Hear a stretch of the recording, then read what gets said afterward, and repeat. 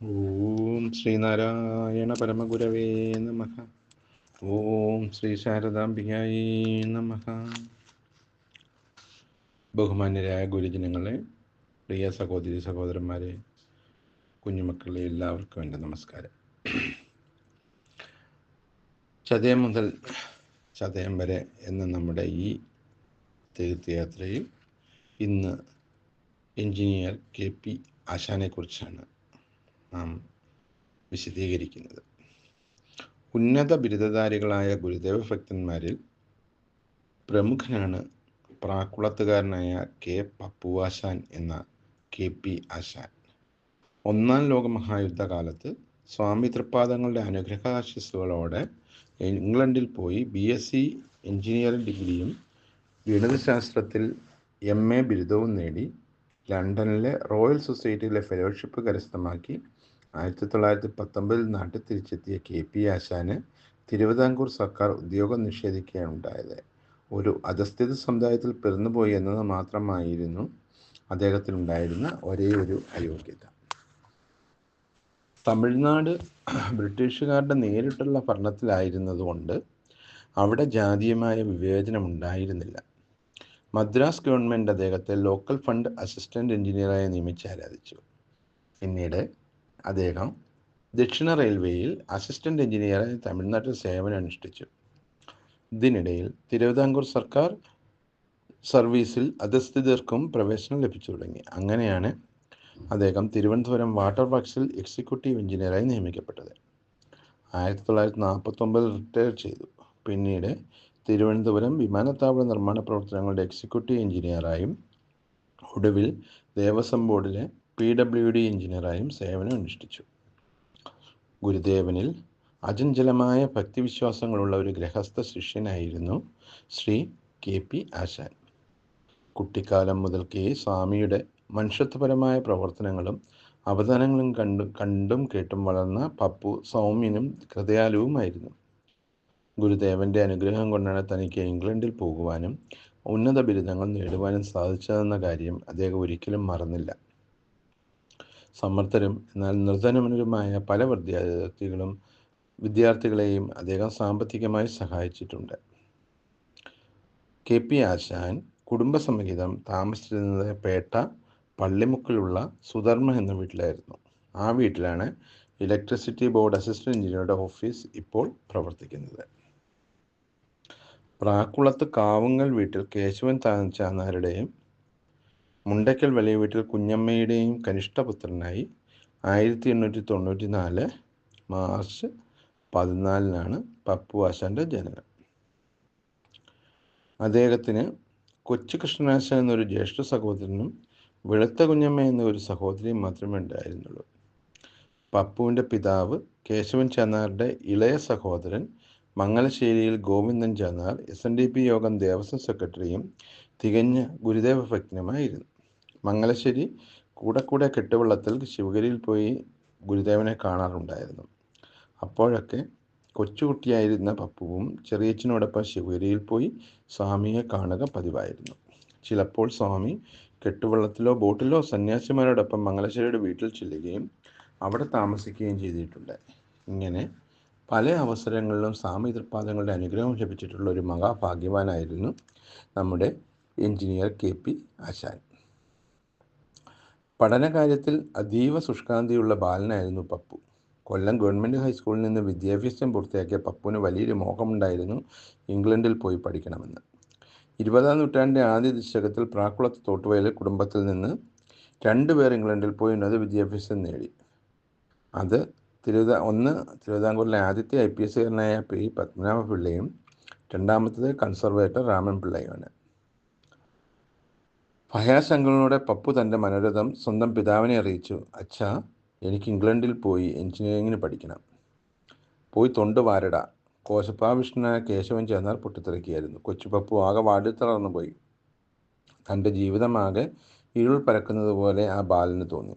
നിരാശ കൊണ്ട് തളർന്ന ആ മനസ്സിലൂടെ പെട്ടെന്ന് ഒരു ചിന്ത കടന്നുപോയി. ആശ്രിതവത്സലനായ സ്വാമി തൃപ്പാദങ്ങളെ പോയി കാണണം. സ്വാമി തീർച്ചയായും തൻ്റെ ആഗ്രഹം നിറവേറ്റിത്തരും. അമ്മയുടെയും ഇളയമ്മയുടെയും അഭിപ്രായവും അതുതന്നെയായിരുന്നു.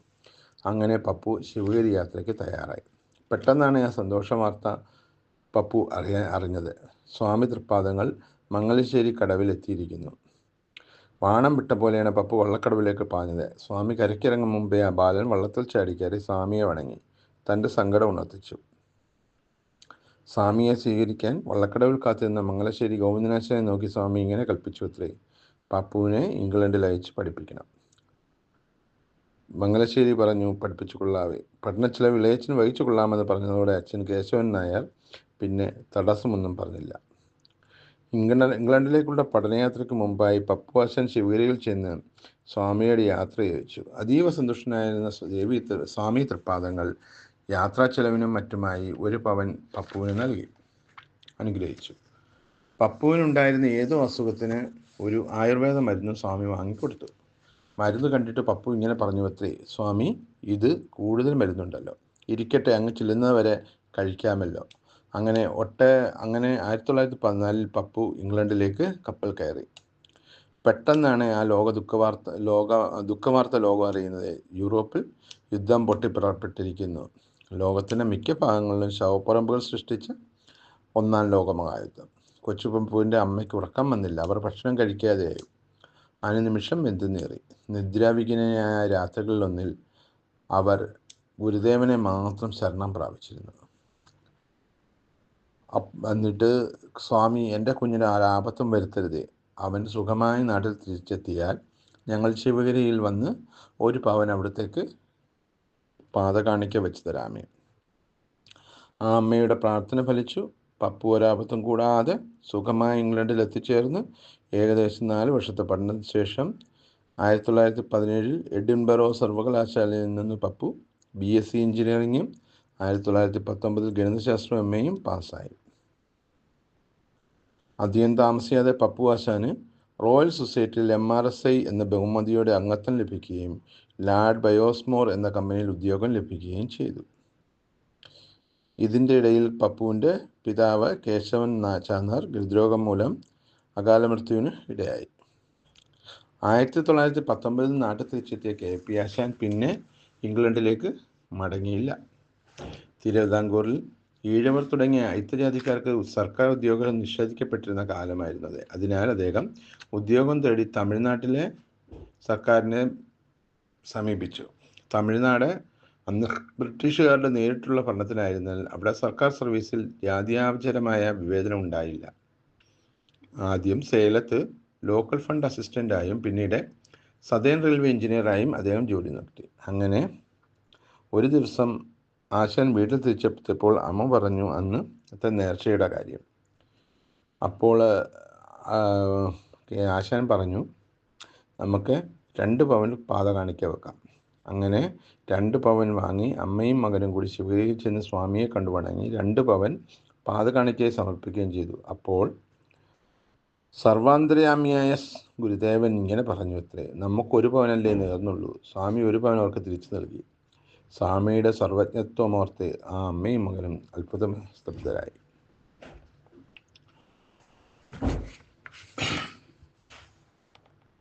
സ്വാമി പ്രാക്കുളത്ത് വരുമ്പോൾ സ്വാമിക്കും ശിഷ്യന്മാർക്കും താമസിക്കാൻ വേണ്ടി മംഗലശ്ശേരി ഗോവിന്ദനാശൻ നിർമ്മിച്ച 4 കെട്ടും പടുപ്പുരയോട് കൂടിയ കെട്ടിടം കടബാധ്യതകൾപ്പെട്ട് അന്യാധീനപ്പെട്ടു പോകുന്ന അവസ്ഥയിൽ കടം തീർത്ത് വീണ്ടെടുത്ത് കൊടുത്തത് KP ആശാനായിരുന്നു.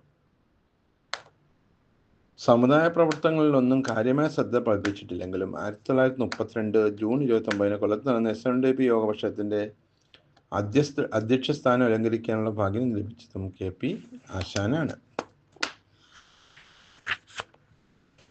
KP ആശാൻ സ്വാശ്രയബോധമുള്ള ഗൃഹസ്ഥ ശിഷ്യനായിരുന്നു. അധ്വാനത്തിൻ്റെ മഹത്വം നല്ലപോലെ ഗ്രഹിച്ചിരുന്ന അദ്ദേഹം സ്വന്തം കാർ തനിയെ കഴുകി വൃത്തിയാക്കുകയായിരുന്നു പതിവ്.